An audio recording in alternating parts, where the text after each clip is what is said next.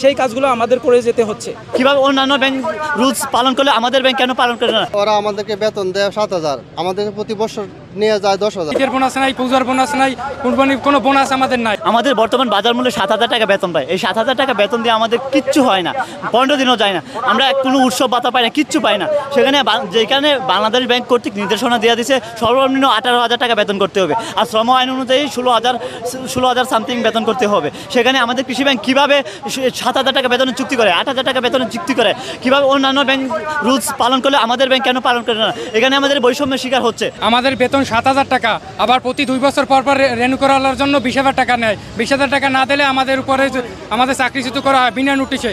এবং আমাদের বোনাস নাই, নাই, ঈদের বোনাস নাই, পূজার বোনাস নাই, কুরবানির কোনো বোনাস আমাদের নাই।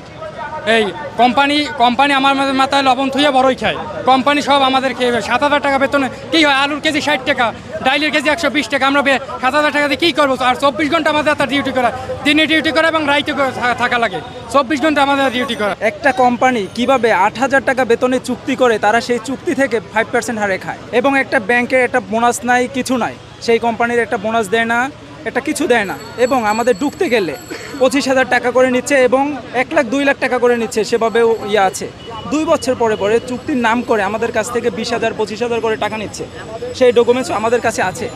আমরা ব্যাংকের নিরাপত্তা দিয়ে থাকি এবং ব্যাংকের 24 ঘন্টা কাজ করে থাকি। বাংলাদেশ কৃষি ব্যাংকে 98% ব্রাঞ্চে আমাদের একজন করে পিয়ন থাকা এবং অফিস সহকারী থাকা বাধ্যতামূলক থাকা সত্ত্বেও এগুলো কেউ নাই।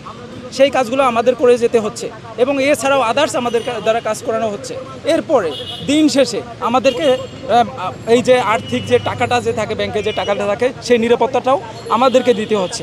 সেই অনুযায়ী আমাদের বেতন মাত্র 8,000 টাকা দিচ্ছে। আমাদের যে সময় 7,000 টাকা বেতন ধরে, বর্তমান বাজার মূল্য অনুসারে এখন বর্তমান সেই রকম মানে 3 গুণ বৃদ্ধি পেয়েছে। তাহলে আমরা মূলত আপনার 3/7 21,000 টাকা বেতন পাওয়ার দরকার আমাদের।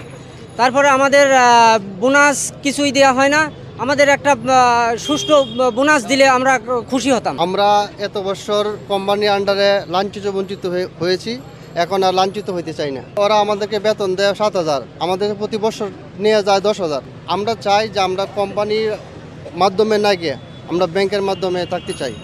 আমাদের মাননীয় এমডি স্যারের কাছে আকুল আবেদন, আমাদেরকে যেন ব্যাংকের আওতায় নেই। এখানে একটু কেটে গেছে, আর এখানে হাত যখন ধরলে তো আর কেউ আসতে ধরে না। আমাকে যখন ধরে নিয়ে যাবে একটু ব্যথা পাইছিলাম, আমাকে এখান থেকে নিয়ে যা সিকিউরিটির হাতে দিয়েছিল। আন্দোলন তো আমরা আন্দোলনের জন্য আসি নাই। আমাদের যে কোম্পানি আছে, আমাদের আউটসোর্সিং, আমরা ব্যাংকের কাজ করি। আউটসোর্সিং ব্যাংকে কাজ করার পরে আমাদের হচ্ছে মনে করেন যে 8 ঘন্টা ডিউটি, আমাদের 12 ঘন্টাও ডিউটি করায়। আমাদের যে কাজ করার কথা নয় সে কাজগুলো করায়। তো সেক্ষেত্রে দেখা যাচ্ছে আমরা কোনো বোনাস পাই না, কোনো হাজিরা বোনাস পাই না, কোনো রিস্ক ভাতা পাই না। বেতন যে 7,000 টাকা বেতন আজকাল কি হয়, একটা ফ্যামিলি চালাতে 7,000 টাকা বেতন হয় না। তো আমরা সেই দাবিটা জানাতে আসলাম, আমাদের দাবিটা জানে একটু বৃদ্ধি হয়। তারপরে দেখা যাচ্ছে আমরা কোনো একটা ভুল করলাম, কাজ করলে তো ভুল হবে স্বাভাবিক, কিন্তু দেখা যাচ্ছে যে তখন হয়তো স্যাররা আমাদের উপর চড়া হয়। চাইলে আমরা কোম্পানিতে যাবো, ব্যাংকে কেন আসছি, সেই উদ্দেশ্যে আমাদের ধাক্কায় বের করে দেয় এবং আমাদের টেনে আমাদের ভিতরে নিয়ে। আমরা কোম্পানির সাথে কাজ করলে, কোম্পানি আমাদের নিয়োগ দিলে, আমরা কিন্তু কোনো কোম্পানিকে চিনি না। কোম্পানির লোককে, মালিককে, সুপারভাইজারকে আমরা কাউকে চিনি না। ব্যাংকের সাথে আসে ম্যানেজার সাথে বা সিআরএম অফিস সাথে তারা কন্ট্যাক্ট করে, তাদের আমাদের ফর্ম দেয়, ফর্মটা ফিল আপ করে আমরা ম্যানেজারের কাছে দিয়ে দেই।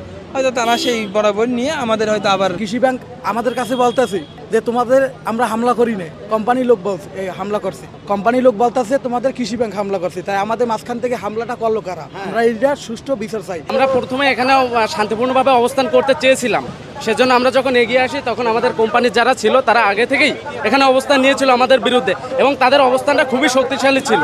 তারা এভাবে একটা গুন্ডা ভাড়া করার মাধ্যমে আমাদের সেখান থেকে বিতাড়িত করছে, আমাদের গায়ে হাত তুলছে। আমাদের 2-3 জন সহকর্মী এখনও পর্যন্ত আমরা খোঁজ পাইনি এবং 2-3 জন আহত হয়েছে, তাদের রক্তপাত করা হয়েছে। আমরা এই স্বাধীন বাংলায় আমরা এটা কোনোভাবে কাম্য নয় এবং এটা দেখতে চাই নাই। আমরা এসেছিলাম আমাদের অভিভাবকের কাছে, আমাদের পেটে ক্ষুধা আছে, এজন্য আমরা সেটা জানাতে। এটা কোম্পানি থেকেই বলা হচ্ছে যে আপনাদের কৃষি ব্যাংকের যে অফিসাররা আছে তারা করছে। অফিসাররা বলছে না, তোমাদের কোম্পানি থেকে করছে। আসলে তারা থেকে এটা ঝামেলাটা করছে, তারা দুই পক্ষের ভিতরে ইনভলভ।